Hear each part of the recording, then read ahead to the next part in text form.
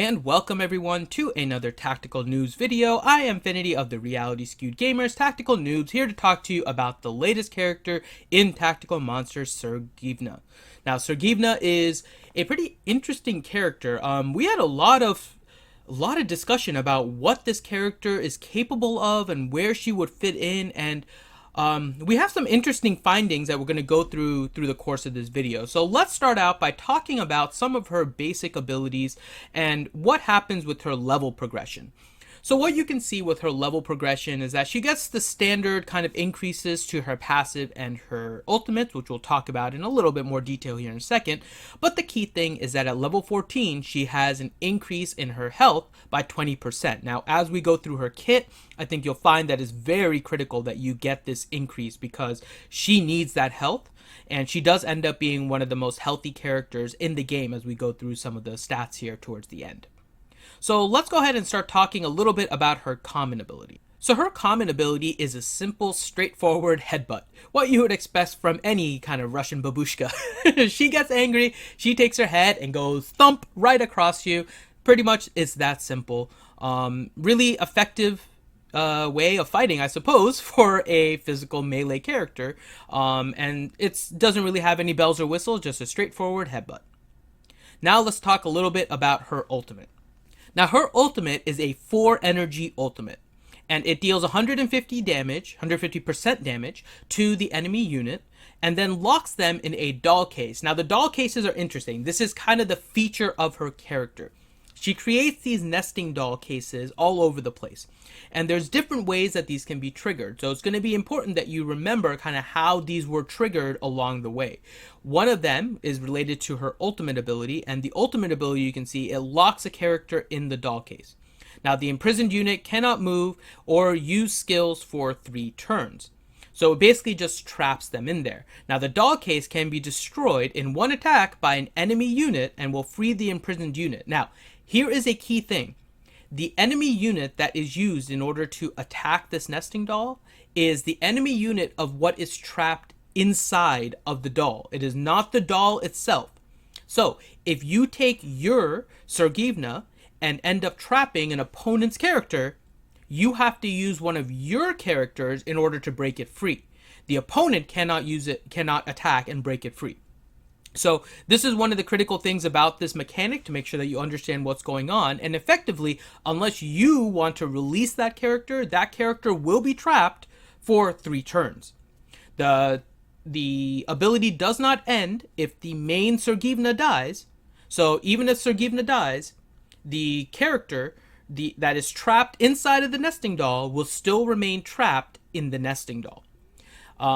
And then if all other enemy units are imprisoned, the doll case will then be destroyed as well. And this unlocks at level 17 with 3 turns. And as you progress through it, as you saw in kind of the progression that we mentioned earlier, the number of turns that a character stays locked in there is what's increasing through each level. Now, I mentioned that there's a lot of different nesting dolls that you're dealing with. Let's talk about the passive ability. So her passive ability is based on when she is counterattacked. Now, when she is counterattacked, she will leave a shell of a doll and retreat to a random nearby cell. Sergeevna takes no damage. However, while she is retreating, her hit points decrease by 10% and her attacks increase by 15%. She cannot retreat if there are no nearby empty cells, and the maximum number of times that she can retreat in a battle is 5 times. If the attacking unit is within 1 cell of the shell, then that character will be taunted by the shell.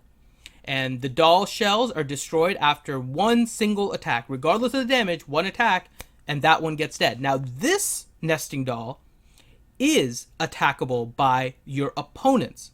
So you create a nesting doll in order to retreat, and then your opponents attack it in order to destroy it. So again, different types of nesting dolls going on here, right? You have the ultimate that makes one that only you can attack. You have the one by the passive that only your opponents can attack. And this one has somewhat of a taunting ability too.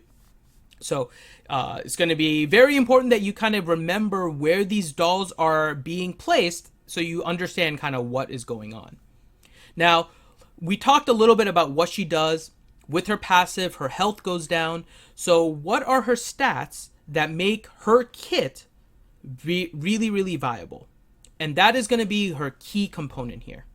So when you look at her overall stats, she has some things that are great and some things that are a little less. Now, what we do in our analysis is we take all of the characters and we look at their stats and figure out where they rank. And there are two different things that are listed here. There is the rank that you can see in parentheses, and obviously the stat itself at level 23 is listed there. Their ranking amongst the currently 66 characters in game, and then you have a percentage bar that shows where they rank between who has the highest and the lowest. Now, what you can see with Sergeevna is that her hit points puts her as number 6. So she is really high on that hit point scale. But when you look at her total ends up being a little bit low. Now, the reason why her percentage looks lower than what her rank is simply because of Frankie. There is a big 500 point hit point difference between kind of the number 1 and the number 2, because Frankie has a lot of hit points in comparison. And so that throws off the numbers a little bit. So we also want to make sure we take a look at the ranking, and the fact that she is number 6 out of 66, she is a top 10 health character, is really important. And this becomes even more important considering that her nesting dolls in her passive ability constantly reduce her hit points. And so the larger her health pool is, the more of that she's able to take, and she's able to still have a decent health reserve even when she goes down about 2 or 3 nesting dolls. Her damage puts her kind of in the lower areas, nothing terribly special. She's number 44 out of 66, 610 damage, but her focus is not damage. You see that already, kind of, right? She is a tanky control character. Lots of hit points, can nesting doll and case characters and kind of take them out of the battle. That is where she is. Her physical defense and magic defense are both kind of right in the middle there. They have it's a value of 2 for both of those, so she's kind of like right in the middle of the pack with those. Her mobility is 3, so she doesn't really move around too much. So positioning is also going to be very key for this.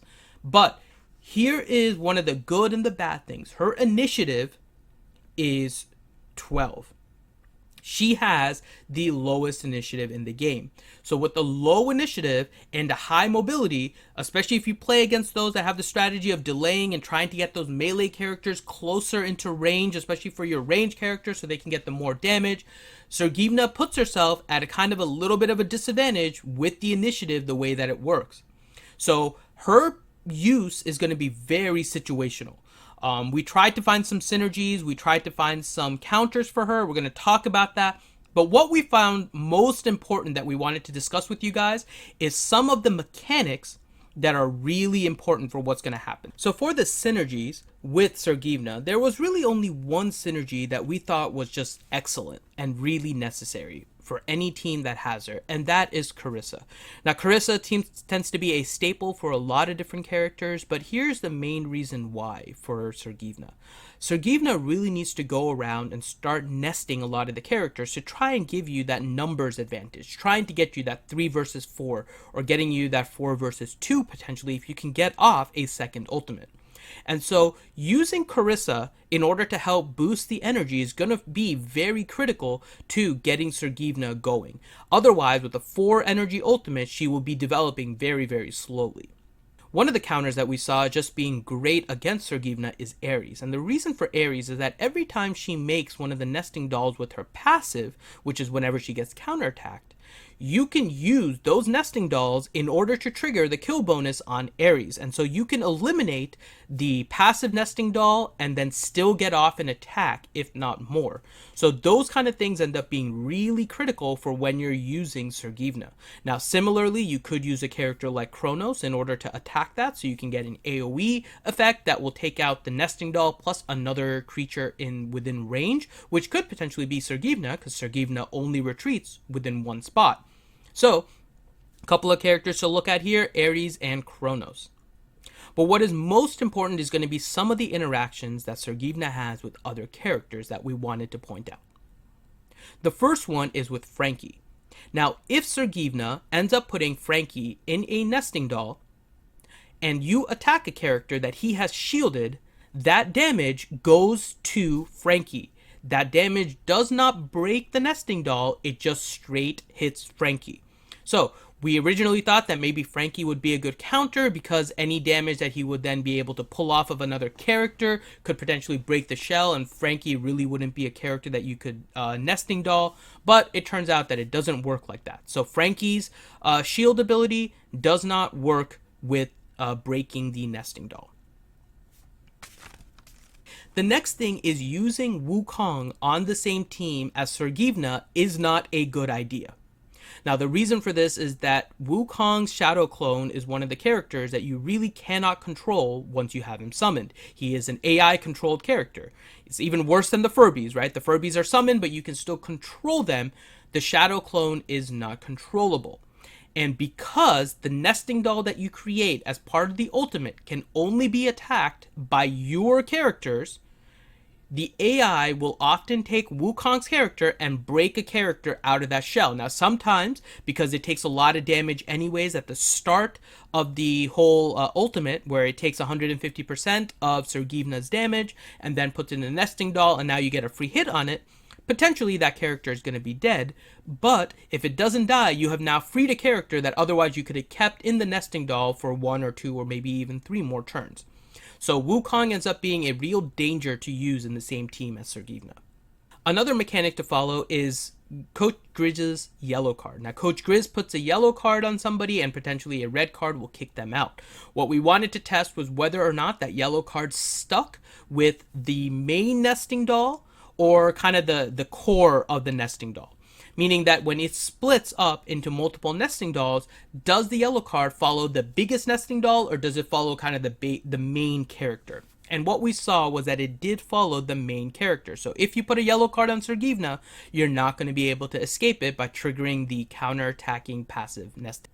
And then lastly, Wukong being used against Sergeevna does not trigger the nesting doll passive with his double counter. So for Wukong, when you attack with his basic and they attack you back with a counterattack, Wukong double counters you. However, the double counter does not trigger Sergeevna's passive, and so Sergeevna does not end up going into a nesting doll as a result of the double counter.